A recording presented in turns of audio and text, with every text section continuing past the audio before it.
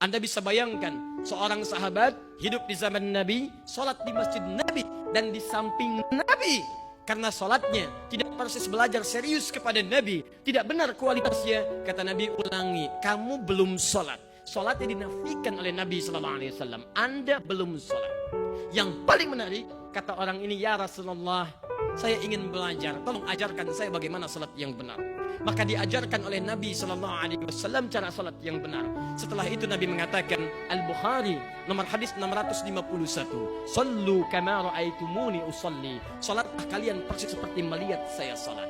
Hadirin, Anda bisa bayangkan seorang sahabat Nabi sholat di masjid Nabi, di samping Nabi, dan sholatnya tidak persis sama seperti yang diajarkan Nabi, kualitasnya jauh dari turunan Nabi. Kata Nabi, maaf, ulangi sholat Anda. Anda bukan sahabat, jauh dari Nabi, sholat tidak di masjid Nabi, tidak di samping Nabi, dan Anda merasa tenang dengan kualitas sholat Anda. Coba tanyakan pada diri kita, ada isyarat yang halus dalam Al-Quran di surah ke-29 ayat ke-45. Al-Quran menegaskan bahwa ada bahkan di antara orang sholat itu yang tidak paham, tidak mengerti apa yang dibaca dan dilakukan dalam sholatnya.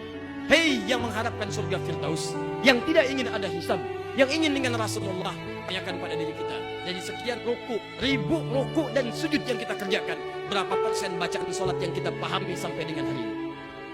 Jangan-jangan ruku gak ngerti yang dibaca, sujud gak paham yang diungkapkan. Adakah kita pernah mengkhususkan waktu untuk belajar memahami apa yang kita baca dalam sholat? Barangkali saat sholat kita tidak khusyuk, bukan karena kita kurang soleh, tapi kita kurang paham apa yang kita kerjakan dalam sholat kita.